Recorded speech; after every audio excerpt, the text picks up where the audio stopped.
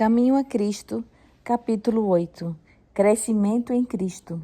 A transformação do coração, pela qual nos tornamos filhos de Deus, é na Bíblia chamada nascimento.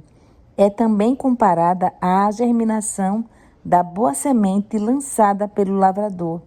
De igual maneira, os que acabam de converter-se a Cristo devem, como meninos novamente nascidos, 1 Pedro 2:2, crescer, Efésios 4:15, até a altura de homens e mulheres em Cristo Jesus.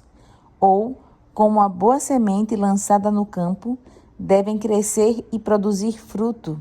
Isaías diz que serão chamados árvores de justiça, plantação do Senhor, para que ele seja glorificado. Isaías 61:3. Assim, na vida natural, tiram-se ilustrações que nos ajudam a melhor compreender as misteriosas verdades da vida espiritual. Toda a ciência e a habilidade do homem não são capazes de produzir vida no menor objeto da natureza. É unicamente mediante a vida que o próprio Deus comunicou que a planta ou o animal vivem. Assim é unicamente mediante a vida de Deus que se gera no coração dos homens a vida espiritual. A menos que o homem nasça de novo, João 3:3, ou do alto, como dizem outras versões, não pode ser participante da vida que Cristo veio trazer. Como se dá com a vida, assim com o crescimento. É Deus quem faz o botão tornar-se flor e a flor fruto. É por seu poder que a semente se desenvolve, primeiro a erva, depois a espiga e, por último, o grão cheio na espiga. Marcos 4:28. E o profeta Oséias diz, referindo-se a Israel, que ele florescerá como lírio, serão vivificados como trigo e florescerão como a vide. Oséias 14:5-7. E Jesus nos diz, considerai os lírios como eles crescem. Lucas 12:27. As plantas e flores não crescem em virtude de seu próprio cuidado, ansiedade ou esforço, mas pelo recebimento daquilo que Deus forneceu para lhe servir à vida. A criança não pode, por qualquer ansiedade ou poder próprio, aumentar sua estatura. Do mesmo modo, não podeis vós, por vossa própria ansiedade ou esforço, conseguir crescimento espiritual. A planta e a criança crescem recebendo do seu ambiente aquilo que lhes serve à vida, ar, luz do sol e alimento. O que esses dons da natureza são para o animal e a planta, é Cristo para os que nele confiam. É-lhes luz perpétua. Isaías 60:19. Sol e escudo. Salmos 84:11. Será para Israel como orvalho. Oséias 14:5. Descerá como a chuva sobre a erva ceifada. Salmos 72:6. É ele a água viva, o pão de Deus que desce do céu e dá vida ao mundo. João 6:33. No dom incomparável de seu Filho, Deus envolveu o mundo todo numa atmosfera de graça, tão real como o ar que circula ao redor do globo. Todos os que respirarem esta atmosfera vivificante hão de viver e crescer até a estatura completa de homens e mulheres em Cristo Jesus. Como a flor se volve para o sol, para que os seus brilhantes raios a ajudem a desenvolver a beleza e simetria, assim devemos nós volver-nos para o sol da justiça, a fim de que a luz do céu incida sobre nós e nosso caráter seja desenvolvido à semelhança de Cristo. Jesus ensina isso mesmo quando diz, estai em mim e eu em vós. Como a vara de si mesma não pode dar fruto, se não estiver na videira, assim também vós, se não estiverdes em mim. Sem mim, nada podereis fazer. João 15:4-5. Sois justamente tão dependentes de Cristo para viver uma vida santa, como a vara é dependente do tronco para crescer e dar fruto. Separados dele, não tendes vida, não tendes poder algum para resistir à tentação, ou crescer em graça e santidade. Permanecendo nele, florescereis. Derivando dele a vossa vida, não haveis de murchar nem ser estéreis. Sereis como árvore plantada junto a ribeiros de água, Muitos têm a ideia de que devem fazer sozinhos parte do trabalho. Confiaram em Cristo para o perdão dos pecados, mas agora procuram por seus próprios esforços viver retamente. Mas qualquer esforço como este terá de fracassar. Diz Jesus: sem mim nada podereis fazer. João 15:5. Nosso crescimento na graça, nossa felicidade, nossa utilidade, tudo depende de nossa união com Cristo. É pela comunhão com Ele, todo dia, toda hora, permanecendo nele, que devemos crescer na graça. Ele é não somente o autor, mas também o consumador de nossa fé. É Cristo primeiro, por último e sempre. Deve estar conosco, não só ao princípio e ao fim de nossa carreira, mas a cada passo do caminho. Diz Davi: tenho posto o Senhor continuamente diante de mim, por isso que Ele está à minha mão direita. Nunca vacilarei. Salmos 16:8. Perguntais: como permanecerei em Cristo? Do mesmo modo em que o recebeste a princípio. Como, pois, recebestes o Senhor Jesus Cristo, assim também andai nele. Colossenses 2:6. O justo viverá da fé. Hebreus 10:38. Vós vos entregastes a Deus, para serdes inteiramente seus, para o servirdes e lhe obedecerdes, e aceitastes a Cristo como vosso Salvador. Não pudestes vós mesmos expiar os vossos pecados ou mudar vosso coração, mas, tendo-vos entregue a Deus, crestes que Ele, por amor de Cristo, fez tudo isto por vós. Pela fé viestes a pertencer a Cristo. Pela fé deveis nele crescer, dando e recebendo. Deveis dar tudo, vosso coração, vossa vontade, vosso serviço. Dar-vos a vós mesmos, a ele, para lhe obedecerdes em tudo o que de vós requer. E deveis receber tudo, Cristo, a plenitude de todas as bênçãos, para habitar em vosso coração, para ser vossa força, vossa justiça, vosso ajudador constante, a fim de vos dar poder para obedecerdes. Consagrai-vos a Deus pela manhã. Fazei disto vossa primeira tarefa. Seja vossa oração. Toma-me, Senhor, para ser teu inteiramente. Aos teus pés deponho todos os meus projetos. Usa-me hoje em teu serviço. Permanece comigo e permite que toda a minha obra se faça em ti. Esta é uma questão diária. Cada manhã, consagrai-vos a Deus para este dia. Submetei-lhe todos os vossos planos, para que se executem ou deixem de se executar, conforme o indique a sua providência. Assim, dia a dia, podereis entregar às mãos de Deus a vossa vida, e assim ela se moldará mais e mais segundo a vida de Cristo. A vida em Cristo é uma vida de descanso. Pode não haver êxtase de sentimentos, mas deve existir uma constante, serena confiança. Vossa esperança não está em vós mesmos, está em Cristo. Vossa fraqueza se acha unida à sua força, vossa ignorância à sua sabedoria, vossa fragilidade ao seu eterno poder. Não deveis, pois, olhar para vós mesmos, nem permitir que o pensamento demore no próprio eu, mas olhai para Cristo, que o pensamento demore em seu amor, na formosura e perfeição de seu caráter. Cristo em sua abnegação, Cristo em sua humilhação, Cristo em sua pureza e santidade, Cristo em seu incomparável amor. Este é o tema para a contemplação da alma, é amando-o, imitando-o, confiando inteiramente nele, que é a vez de ser transformados na sua semelhança. Diz Jesus: permanecei em mim. Estas palavras dão ideia de repouso, firmeza, confiança. Outra vez ele convida: vinde a mim e encontrareis descanso para a vossa alma. Mateus 11, 28-29. As palavras do salmista exprimem o mesmo pensamento. Descansa no Senhor e espera nele.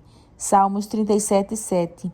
E Isaías dá a certeza: no sossego e na confiança estaria a vossa força. Isaías 30:15.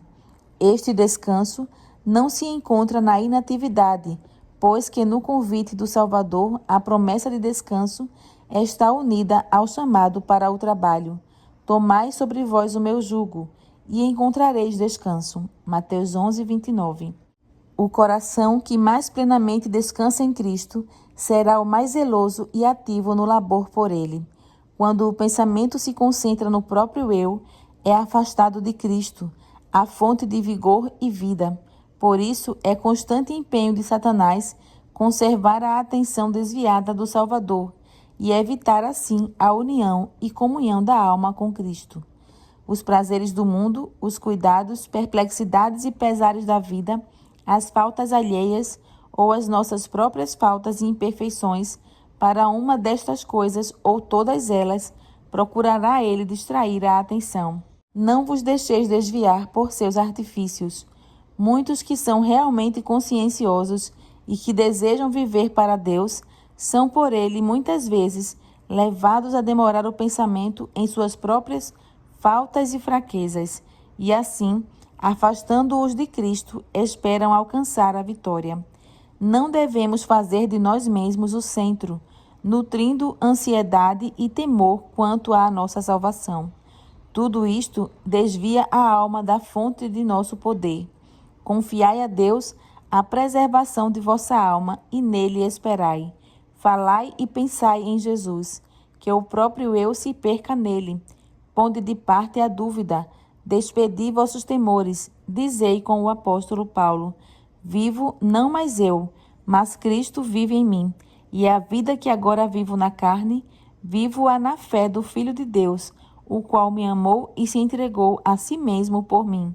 Gálatas 2:20. Repousai em Deus.